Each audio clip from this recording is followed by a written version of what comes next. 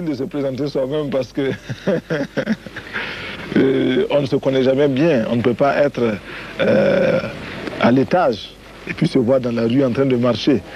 Et je préfère laisser le soin aux autres de dire comment ils me perçoivent. Den 4 augusti 1983 tog Sankara makten i övre Volta. Ett år senare döptes landet om till Burkina Faso, det fria människornas land. Burkina Faso är stort som halva Sverige och har 8 miljoner invånare.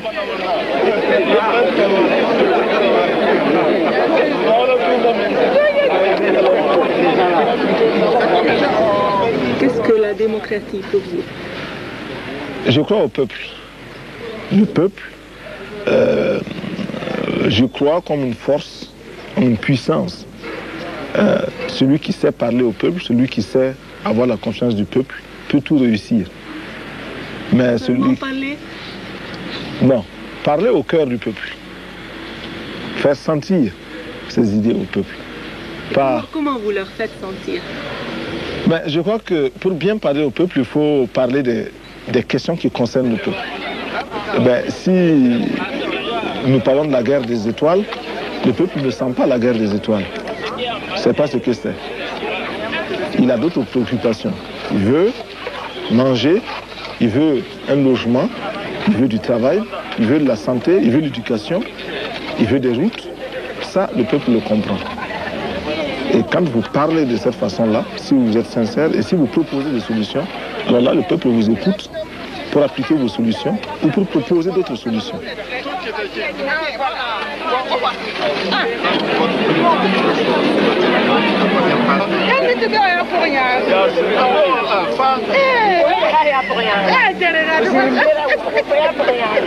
La bella panga bewa. C'est la partie de la mort. La mort. Sankara vill vara i ständig kontakt med folket. Idag deltar han och hela regeringen i en städkampanj.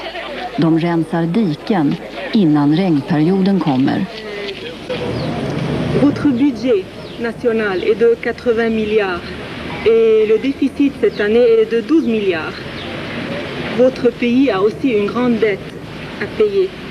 Comment faites-vous pour vous débrouiller? Eh bien, nous nous débrouillons précisément. C'est vrai que nous avons un budget qui est très faible. C'est vrai que c'est l'un des plus faibles d'Afrique. C'est vrai que nous avons un déficit et que nous avons une dette extérieure à assumer. Nous nous en sortons d'abord en limitant nos dépenses. Plus vous avez de besoins, plus vous devenez pauvre. Moins vous avez de besoins, plus vous êtes riche. Donc nous limitons nos besoins, nous diminuons les besoins. Toutes les dépenses de prestige, nous nous employons à les supprimer. Quelles dépenses de prestige? Par exemple, les voitures de luxe, nous les supprimons. La patou la mort! La patou la mort! Les ministres chez nous ne voyagent pas en classe première dans les avions, c'est en classe économique. Et ça leur permet d'arriver en même temps que ceux qui sont en première. Ce sont des économies. Les réceptions, les salaires, tout cela amène des moyens pour nous de réduire le train de vie de l'État. Genom besparingskampanjen har man kunnat sänka budgetutgifterna med 15%. Men mycket pengar har också försvunnit genom ohederliga tjänstemän. Här i justitiepalatset har Sankara inrättat en folkdomstol och varje dag döms tjänstemän som har misskött sitt arbete.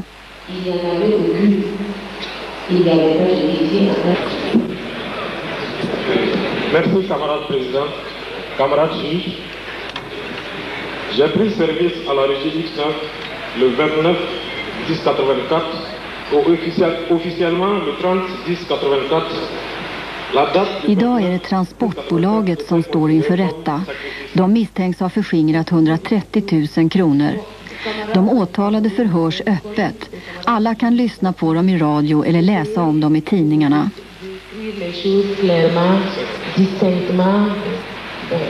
Afin qu'on puisse vous comprendre. Nous savons quand votre qualité d'être comptable là. På det här sättet hoppas man komma till rätta med korruptionen och spara mera pengar. Le peuple souffre plus que nous. Donc, si nous voulons vivre avec le peuple, il faut que nous commencions par nous imposer un minimum de rigueur.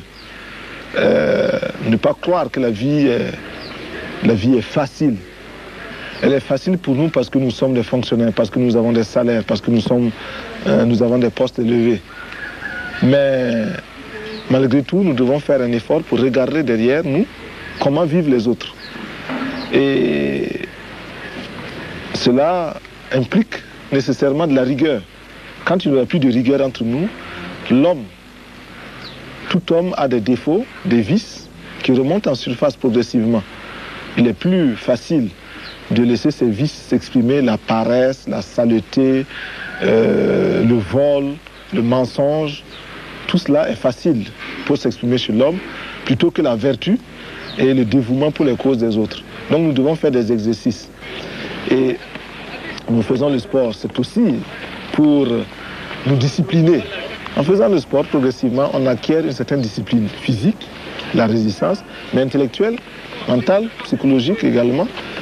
Et c'est bon pour la santé, je crois. Donc tout cela constitue pour nous une préparation pour bien assumer nos fonctions. Det är inte bara Sankara och hans ministrar som motionerar.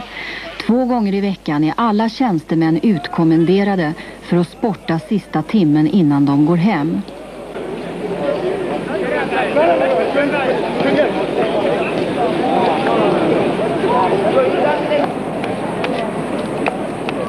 Bon, on y va, ok. Alors, c'est rapide. 1, 2, 3, 4, 8, 9 et 10, c'est bon.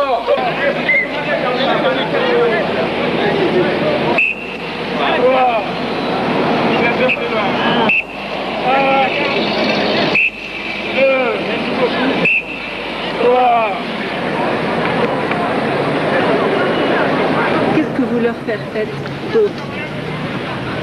Oh, beaucoup de choses que je ne leur fais pas faire. Je fais avec eux. Oui. Moi aussi, je fais avec eux. Donc,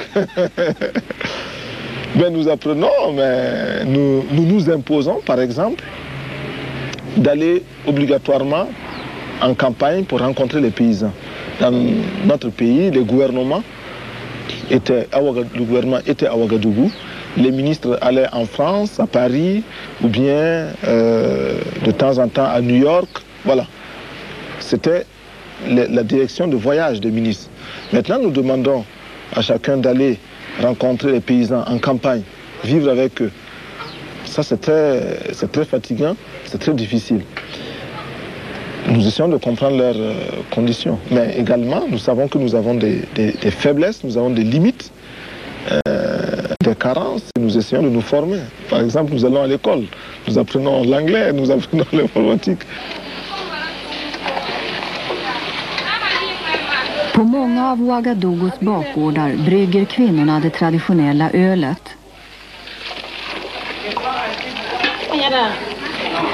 Sen säljs det direkt till konsumenterna. Någon organiserad öltillverkning och distribution i större skala finns inte, och knappast heller någon annan industri.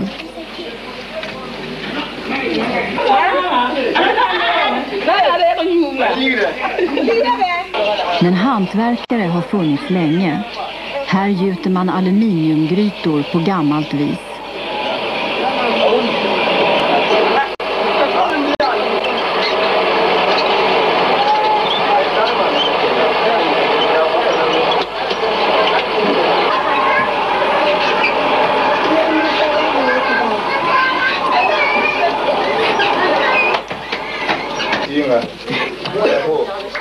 Genom att uppmuntra hantverkarna att bilda kooperativ försöker Sankara åstadkomma en småindustriell utveckling.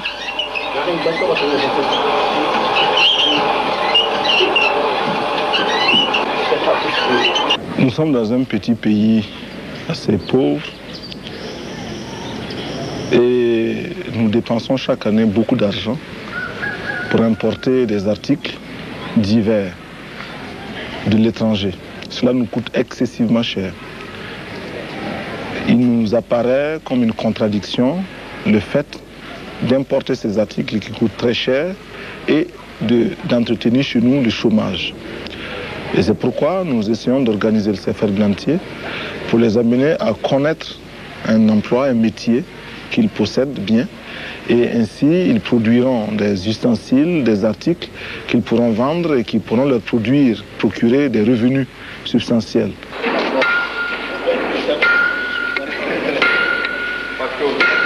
Est-ce que vous avez trouvé le meilleur moyen de les organiser, de les mettre tous dans un seul endroit? Ce n'est certainement pas le meilleur moyen de les mettre tous dans un seul endroit. Mais pour l'instant, nous avons besoin d'une équipe de démarrage pour faire la démonstration de ce que la coopérative peut donner. Nous allons regrouper quelques-uns. C'est ce que nous faisons actuellement. Et nous allons tirer des leçons, des échecs que nous allons corriger, des succès que nous allons codifier. Et nous pourrons reproduire l'exemple ailleurs. Ainsi donc, entre eux, ils pourront s'associer au niveau des familles pour créer ces mêmes types d'emplois pour eux-mêmes, pour leurs enfants et pour leur entourage. Donc, les regroupements actuels ont pour but de nous permettre de tirer des leçons pour le futur.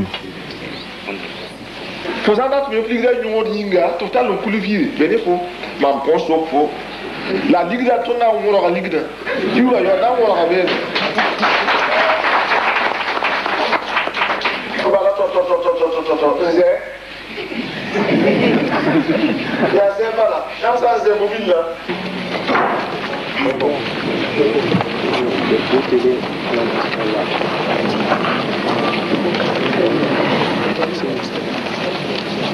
I kampen mot ökenutbredningen har trädplanteringen fått högsta prioritet och ingen händelse får inträffa som inte ihågkoms med plantering av ett träd.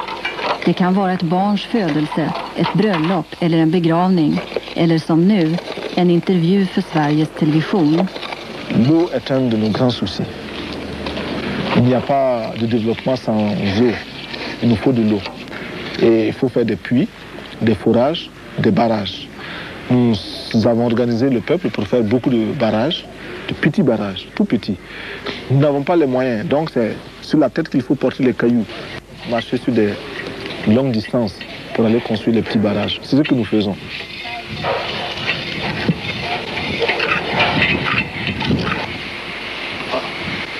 Burkina Faso är ett Sahel-land. I stora delar av landet är marken torr, mager och svår att odla. Nu är torrkatastrofen i den här delen av Sahel för tillfället över. Regnen har varit goda och många bönder har fått bygga nya små lagerhus för att förvara skörden.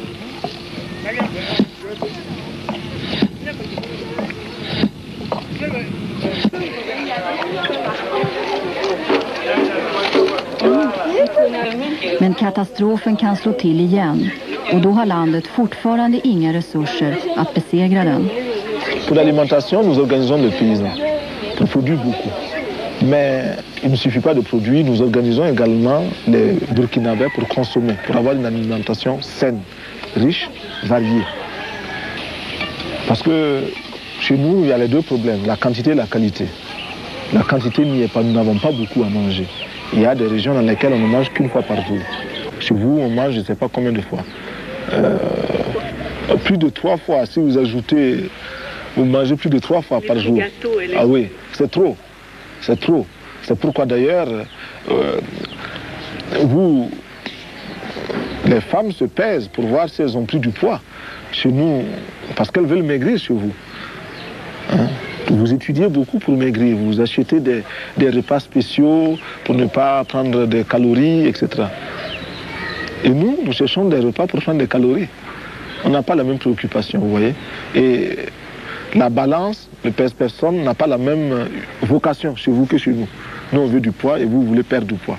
La santé, vous savez que nous avons sur 1000 enfants qui naissent, il y a 180 qui meurent dès la première semaine de maladies diverses.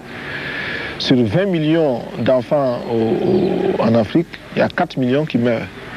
Bon, ça veut dire un cinquième des enfants. Ça veut dire que quand vous avez 5 enfants dans votre famille là-bas, en Suède, il faut tuer un enfant dès la première semaine. Donc, si vous voulez comprendre les statistiques en Afrique, dès que vous arriverez en Suède, dans toutes les maternités, vous faites tuer 1/5 de tous les enfants. Comme ça, vous allez bien sentir la réalité africaine. Vous allez voir le nombre de femmes qui seront en deuil. Vous comprendrez, c'est ça que nous vivons tous les jours. Jusqu'à l'âge de 6 ans, nous perdons à peu près, sur ces 1000 enfants, nous perdons à peu près 300 enfants qui meurent de maladies diverses, tétanos, méningite, rougeole, etc., etc. Des enfants qui meurent. Bon, il reste quoi? Il reste à peine 500 enfants. Sur ces 500 enfants, il y a combien qui vont aller à l'école? Nous avons à peine, 55 enfants qui peuvent aller à l'école sur 500 enfants.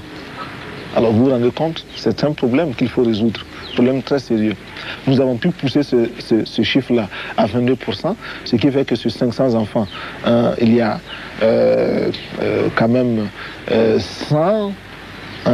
102 enfants qui peuvent aller à l'école, mais il reste toujours 400 enfants qui ne savent pas lire, qui ne savent pas écrire, qui sont comme des aveugles dans la vie. Or, la vie moderne, tout est écrit. Alors, il faut résoudre ce problème également. Det är i huvudstaden Ouagadougou som de flesta tjänstemännen finns.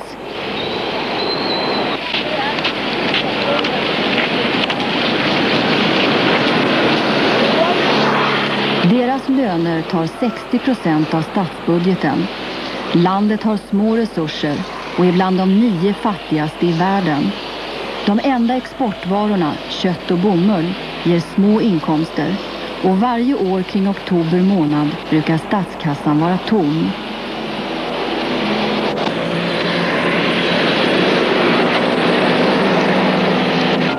Statstjänstemännen riskerar att bli utan lön om landet inte kan skaffa pengar utifrån.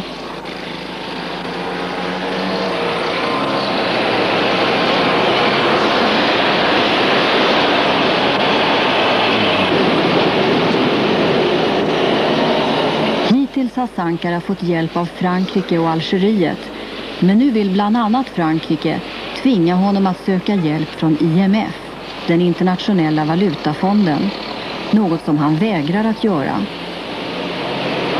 Nous pensons que le financement extérieur ne doit pas apparaître comme une solution miracle à tous nos problèmes économiques. Oui, il faut les financements extérieurs, mais il faut d'abord commencer par travailler soi-même. Et si on ne travaille pas, des solutions comme celle du FMI apparaissent comme des solutions de facilité. Et dès qu'on a une petite difficulté, on court au FMI. Dès qu'on a une petite difficulté, on court au FMI. Ceci est une mauvaise chose. Deuxième élément très important aussi, c'est que nous avons l'impression que chaque fois qu'on nous pose des conditions, au niveau du FMI par exemple, c'est pour créer d'autres conditions. On nous dit, nous sommes prêts à vous accorder tel financement à condition que vous fassiez telle chose. Nous acceptons ces conditions, nous remplissons ces conditions. On nous amène encore d'autres conditions. On nous amène encore d'autres conditions. Cela devient troublant. Alors, quels sont les pays où le FMI a réussi? Quels sont les exemples où le FMI est parti et cela marche très bien? Nous n'en voyons pas. Vous avez dit non à l'aide alimentaire. Pourquoi? L'aide alimentaire que nous avons reçue, malheureusement, au lieu de nous aider à nous développer, nous a maintenus dans une mentalité d'assister. Chaque jour, on tend la main pour demander à manger. Ça, c'est mauvais. Deuxièmement, l'aide alimentaire fait que les paysans de chez nous qui auraient pu produire ne peuvent plus produire parce que quand ils produisent, ils n'arrivent plus à vendre.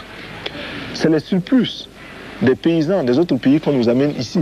Nous, nous demandons autre chose. Celui qui veut nous aider vraiment peut nous donner des charrues ou des tracteurs, des engrais, des insecticides, des tuyaux, des arrosoirs, des barrages, des forages. Voilà, ça c'est de l'aide alimentaire. Mais celui qui nous amène les sacs de blé, de mil, de maïs ou du lait, celui-là ne nous aide pas. Il nous gave comme on gave les oies. Pour pouvoir vendre l'oie, pour qu'elle soit lourde, présenter qu'on puisse la vendre. Ça, c'est pas nous qui cherchent, c'est leur argent qu'ils cherchent. Ce n'est pas l'aide, ça. Vous avez 600 organisations non gouvernementales qui travaillent ici. Comment faites-vous pour les organiser? Oui, il y a beaucoup d'organisations non gouvernementales au Burkina Faso à cause de la misère du peuple. Mais est-ce que ces organisations ont été efficaces? Elles n'ont pas toujours été efficaces. Je ne dis pas qu'elles ont toutes échoué. Il y en a qui sont sérieuses. Mais il y a beaucoup qui ne sont pas du tout sérieuses, qui viennent ici simplement pour offrir des vacances à quelques jeunes gens européens qui sont fatigués de l'hiver ou qui sont fatigués de la vie grisâtre de l'Europe et qui recherchent un coin plus ou moins exotique. Et puis, il y a derrière cela des lobbies qui s'organisent pour avoir beaucoup d'argent. On va demander à des vieilles femmes de donner un peu de sous pour aider les pays pauvres. Et elles sont sincères, ces vieilles femmes, elles donnent leur argent. Mais elles ne savent pas qu'une partie profite à ces politiciens qui sont des voleurs. Mais les organisations que nous avons ici, nous les avons regroupées au niveau d'un bureau que nous appelons le bureau de suivi des organisations. Ce bureau est logé à la présidence. Parce que nous avons constaté que les organisations non gouvernementales arrivaient avec leur argent et étaient exploitées par les dirigeants nationaux, lesquels dirigeants les obligeaient à investir dans tel ou tel village en fonction des électeurs qu'ils ont là-bas. Ils ont des électeurs dans un village, c'est là-bas qu'ils vont faire les puits, les forages. Même s'il y a déjà 20 puits, ils partent. Alors qu'il y a un village à côté qui n'a pas de puits, on ne part pas là-bas parce que ce n'est pas des bons électeurs. Bon, cela, nous l'avons combattu. Également, les dirigeants imposaient aux organisations d'embaucher leurs cousins, leurs frères, leurs sœurs. C'est du népotisme. Nous avons combattu cela. Mais les organisations elles-mêmes ont des défauts. Les Allemands viennent, ils essaient un forage ici, ça ne marche pas. Ils partent. Quand les Français arrivent, ils ne disent pas aux Français, c'est pas la peine de commencer parce que le sol n'est pas bon. Ils les laissent pour échouer. Donc c'est la concurrence entre Allemands, Français, Italiens, quoi. Bon, nous ne voulons pas de cela. C'est nous qui perdons.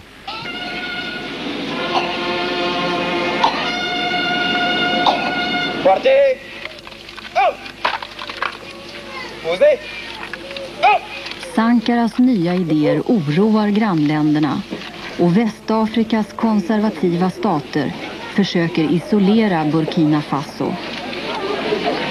Pour défendre l'indépendance, c'est un combat de tous les jours. Parce que je ne connais pas sur cette planète-là un pays qui peut soutenir à 100% le Burkina Faso sans demander de contrepartie. Je n'en connais pas. Seul le Burkina Faso peut aider le Burkina Faso. Tous les autres pays vous demanderont toujours quelque chose. Ce qui veut dire que c'est tout le temps la lutte. Et quand vous énoncez la vérité, elle blesse. Les partenaires, les amis pensent que vous devez être inconditionnel, surtout que vous êtes pauvre, vous êtes petit et ils peuvent s'occuper de vous. Or, nous sommes pauvres et petits, mais nous voulons tout le temps dire la vérité partout. Tous ceux qui cherchent à nous dominer, d'où qu'ils viennent, ils sont impérialistes. Même de l'Est. Même de l'Est, s'ils nous dominent. Et pour cela, c'est leur comportement qui fait qu'ils sont impérialistes, ce n'est pas leur position géographique. On ne cherche pas l'impérialisme avec une boussole. Est-ouest, non. On cherche l'impérialisme en fonction du bonheur qu'on a et des rapports qu'on a. Vous êtes là, tant que vous voulez connaître notre peuple, vous n'êtes pas impérialiste. Mais tant que vous cherchez à nous étudier pour nous dominer, vous devenez impérialiste. Et moi, je ne cherche pas à savoir si vous venez du nord ou du sud, de l'est ou de l'ouest. Vous êtes impérialiste et puis c'est tout. Même la couleur de votre peau ne m'intéresse pas. Parce que vous pouvez être noir, comme moi, mais avoir des idées de domination et d'exploitation des Noirs. Est-ce que les Africains n'ont pas de défauts? Les Africains ont beaucoup de défauts. Ils en ont beaucoup. Le premier défaut, c'est que nous sommes pas unis. C'est le plus grand, c'est un grand défaut aujourd'hui pour nous. Mais nous avons les autres défauts des hommes, des autres hommes.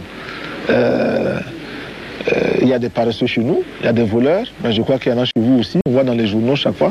Il y a des dirigeants chez nous qui sont des voleurs, mais on voit dans vos pays également des scandales chaque jour. Il y a des dirigeants chez nous qui sont menteurs, mais on voit chez vous aussi des dirigeants qui sont menteurs, des scandales, tout le temps dans la presse.